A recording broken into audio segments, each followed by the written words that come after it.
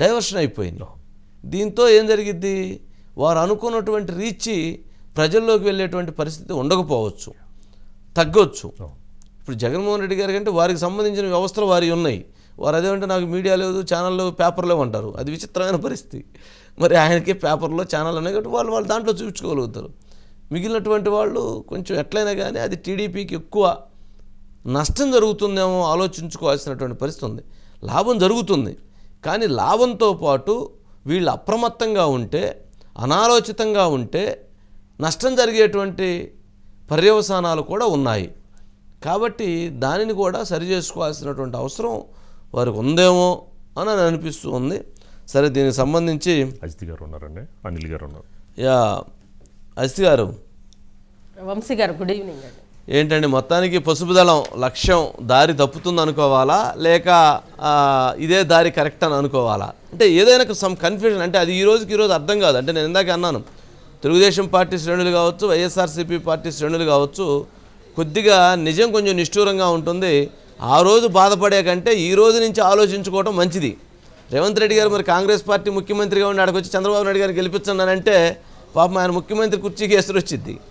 అంతేగాని అక్కడికి వచ్చిన తర్వాత వైఎస్ఆర్సీపీని ఓడించండి, టీడీపీని ఓడించండి, కాంగ్రెస్ని గెలిపించాలని చెప్పాలి కదా. మరి అలాంటి పరిస్థితి వస్తుందంటారా, రాదంటారా? అటువంటి పరిణామాలు జరిగేటువంటి అవకాశం ఉందంటారా, లేదంటారా?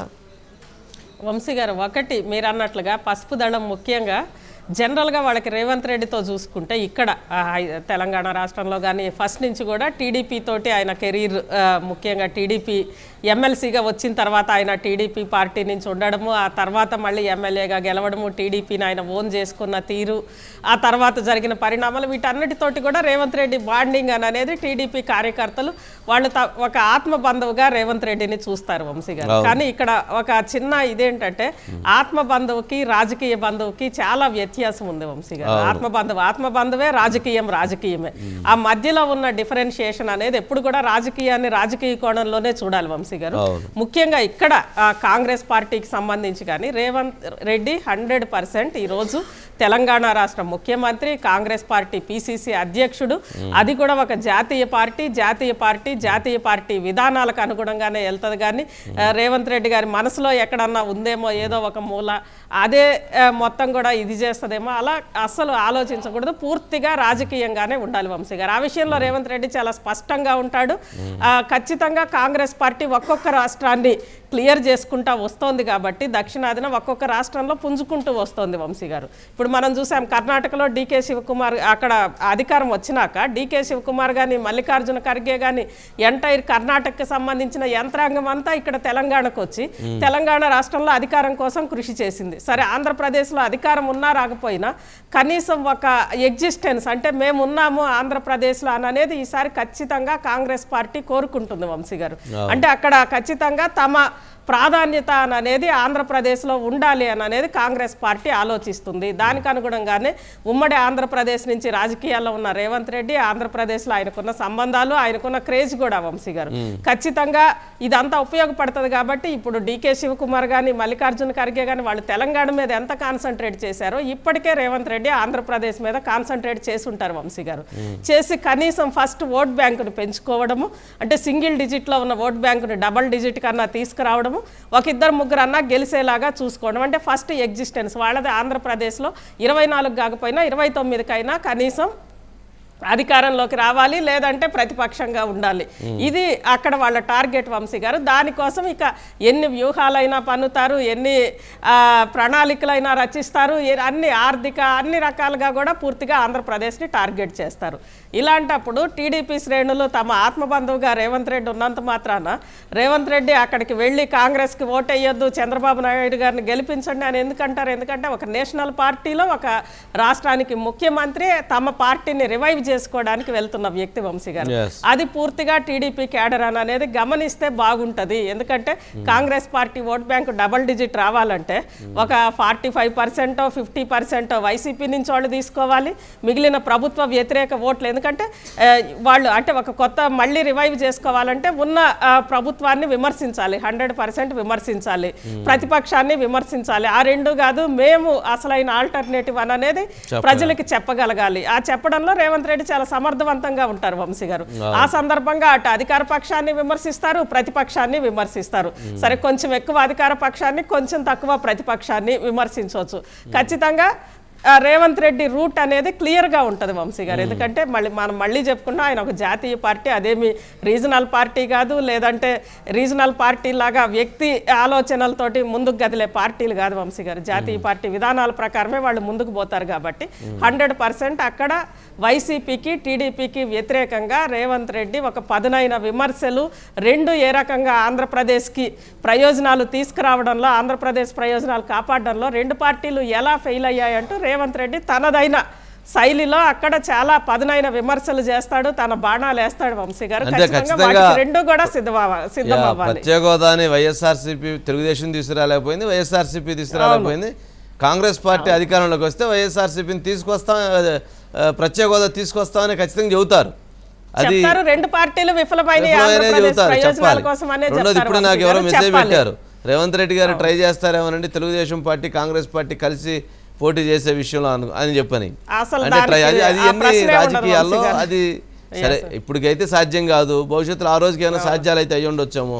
ఆల్రెడీ టీడీపీ జనసేన ఉంది, బీజేపీ ఆల్రెడీ పరోక్షంగా ఒక పొత్తు సిగ్నల్ లేదా పరోక్షంగా వీటికి సంబంధించినటువంటి ఒక అలయన్స్ జరుగుతుంది అనేటువంటిది కూడా ఒక విస్తృతమైన చర్చ జరుగుతుంది. మరి చంద్రబాబు నాయుడు గారు ఇప్పుడు ఉన్నటువంటి పరిస్థితుల్లో ఆయన కేసులు, ఆయన చుట్టూతున్న ఈ అంశాల విషయంలో ఆయన అంత పెద్ద రిస్క్ చేసేటువంటి మనస్తత్వం కానీ, అంత పెద్ద రిస్క్ చేసే వ్యవహారం కానీ చెయ్యరేమనేటువంటి భావాలు మరి ఇవన్నీ కూడా ఇంకొక వైపు ఉన్నాయి. మరి చూడాలి, చూద్దాం. మరి అట్లాగే ఇక షర్మిల దగ్గరికి వచ్చేసరికి వంశీ గారు, షర్మిల అక్కడికి వెళ్తోంది కాంగ్రెస్ పార్టీ స్టార్ క్యాంపైనర్ గా వెళ్తారు అని చెప్తున్నారు వంశీ గారు. షర్మిల ఆల్రెడీ షర్మిల వైఎస్ రాజశేఖర రెడ్డి గారి కూతురు. వైఎస్ రాజశేఖర రెడ్డి గారు అంటే ఆంధ్రప్రదేశ్ లో కానీ ఎక్కడైనా తెలుగు రాష్ట్రాల్లో కాంగ్రెస్ కి ఆయన ఒక బ్రాండ్ గా చూస్తారు. ఆయన జనరల్ గా షర్మిల అంటే షర్మిలను ఎందుకు స్టార్ క్యాంపైనర్ గా తీసుకుంటారు వంశీ గారు? కేవలం వైఎస్ కుమార్తె కాబట్టి. ఆ వైఎస్ అనే పదానికి కాంగ్రెస్ కి ఉన్న సంబంధంతో వంశీ గారు, దాంతో అక్కడికి వెళ్ళినప్పుడు షర్మిల ఖచ్చితంగా వైఎస్ లెగసీ కాంగ్రెస్ పార్టీది, కాంగ్రెసే వైఎస్, వైఎస్ఏ కాంగ్రెస్ అని చెప్పాలి. వైఎస్ పేరు పెట్టుకొని మొత్తం ఆయన విధానాలు రాజన్న రాజ్యం కాకుండా వేరే జగనన్న రాజ్యంగా వెళ్ళింది అని అంటూ అధికార పార్టీని తీవ్రంగా విమర్శించాలి వంశీ గారు. బాయ్ బాయ్ బాబు కాదు, బాయ్ బాయ్. ఇక్కడ షర్మిల గారు పాదయాత్ర చేస్తున్నటువంటి సమయంలో కేసీఆర్ గారి పైన, ముఖ్యమంత్రి కేసీఆర్ గారి పైన, తన తండ్రి వయసు ఉన్నటువంటి వ్యక్తి పైన తను చేసినటువంటి కొన్ని వ్యాఖ్యలు చాలా చర్చనీయాంశమైనవి. మనం ఆ రోజు అన్నాము, ఒక తను అంత పెద్ద మాటలు మాట్లాడకుండా ఉండటం గౌరవప్రదమైనటువంటి అంశం అని చెప్పని. అలాగే ఇప్పుడు మరి అక్కడికి వెళ్ళిన తర్వాత మరి ఏదైతే ఆ రోజు ప్రజావేదిక, అదే ప్రజా దర్బారు పెట్టలేదు, నువ్వు పనికిమాలినోడివి, సన్నాసోడివి, నువ్వు అసలు తాగుబోతోడివి, అసలు తిట్టారులేండి పాపం. అప్పుడు మరి ఎందుకు తిట్టారు కానీ మరి అన్ని తిట్లు తిట్టారు పాపం కేసీఆర్ గారిని. మరి ఇప్పుడు రేపు అక్కడికి వెళ్ళిన తర్వాత ఇలాంటి భాషనే, ఇలాంటి పదాలనే, ఇలాంటి లోపాలనే ఎత్తి చూపుతూ జగన్మోహన్ రెడ్డి గారిని తిట్టేటువంటి పరిస్థితి ఉంటుందా? ఒకవేళ కాంగ్రెస్ కి స్టార్ క్యాంపైనర్ గా లేదంటే కాంగ్రెస్ పార్టీ పగ్గాలు షర్మిలకి ఇవ్వాలంటే వంశీ గారు, అందులో మనం ఇంతకు ముందు కూడా చెప్పుకున్నాము, Congress vote bank YCP vote bank అనేది డిఫరెంట్ కాదు. వైసీపీ ఓట్ బ్యాంక్ నుంచే కాంగ్రెస్ కి ఓట్లు అనేవి వస్తాయి, లేదా క్యాడర్ కూడా అక్కడి నుంచే రావాలి వంశీ గారు. అక్కడి నుంచి రావాలంటే అక్కడ క్యాడర్ అది కాదు, వైఎస్ రాజశేఖర రెడ్డి లెగసీ ఇది అని అనేది అక్కడ చెప్పాలి. ఆ సందర్భంగా జగన్ వైఎస్ రాజశేఖర రెడ్డి గారి ఆశయాలు ముందుకు తీసుకెళ్లడంలో ఎలా విఫలమయ్యారని అనేది చెప్పాలి. దాంతోపాటు పూర్తిగా అసలు రాజన్న రాజ్యానికి అక్కడ జగనన్న రాజ్యానికి సంబంధం లేదనేది ప్రజలకు చెప్పాలి వంశీ గారు. చాలా సమర్థవంతంగా చెప్పాలి. షర్మిల గారికి ఆ టాలెంట్ ఉంది. దాంతోపాటు ఇక నియోజకవర్గానికి వంశీ గారు ఇక్కడ పాదయాత్రలో మనం చూసాం, ఎక్కడికక్కడ కాన్స్టిట్యున్సీలో ఎమ్మెల్యేలని ఏ రకంగా షర్మిల గారు విమర్శించారు లేదా తిట్టారు అనేది మనందరికీ తెలుసు. అట్టా ఇక్కడ స్థానికంగా కూడా మళ్ళీ ఎమ్మెల్యేలందరికీ కూడా అదే రేంజ్ లో మొన్న 2019 ఎన్నికలప్పుడు వెళ్ళి అన్నకు ఓటేయండి, ఎమ్మెల్యేలకు ఓటేయండి, వైఎస్ఆర్సీపీకి ఓటేయండి 19లో పోయి ప్రచారం చేసి వచ్చినప్పుడు మరి అంత పెద్ద ప్రచారం చేసినటువంటి షర్మిల గారు 2024 ఎన్నికలకి వెళ్ళి మళ్ళీ వాళ్ళందరూ చవట్లో లేకపోతే వాళ్ళందరూ దద్దమ్ములు అని తిడితే అది ఎంతవరకు కరెక్ట్, ఏ రకంగా కరెక్ట్, ఏ రకంగా దాన్ని సమర్థించుకునేటువంటి పరిస్థితి ఏర్పడుతుంది? ముందు నుయ్యి వెనక ఖచ్చితంగా గొయ్యిలాగా లేదా? సమర్థించుకోవచ్చు వంశీ గారు. అట్టేం లేదు, ఎందుకంటే 5 ఏళ్ళు దాదాపు వైఎస్ జగన్మోహన్ రెడ్డి గారికి అవకాశం ఇచ్చాము. ఆ రోజు వైఎస్ ఆశయాల్ని ముందుకు తీసుకెళ్తారు అని చెప్పి ఇచ్చాము. అన్నిట్లో ఫెయిల్ అయ్యింది. మేము ఆ రోజు అలా అనుకున్నాము, కాలేదు. 4 ఏళ్ళు చూసాము, ఇది కాదు కాబట్టి ఇక కాంగ్రెస్ వైపే మనం వెళ్ళాలి అని అనేది, అందులో రాహుల్ గాంధీ గారిని ప్రధాని చేయడం అని అనేది కూడా వైఎస్ ఆశయము. ఇవన్నీ ఉన్నాయి వంశీ గారు. వీటన్నిటినీ దాంతోపాటు ఆంధ్రప్రదేశ్కి ప్రత్యేక హోదా, ఆంధ్రప్రదేశ్ ప్రయోజనాలు, అందులో వైఎస్ జగన్మోహన్ రెడ్డి గారు కేంద్రంలో బీజేపీ సర్కార్ తోటి కొంత సయోధ్యగా ఉండడము, వీటన్నిటినీ కూడా ఆమె విమర్శించవచ్చు వంశీ గారు. అంటే అంతవరకే.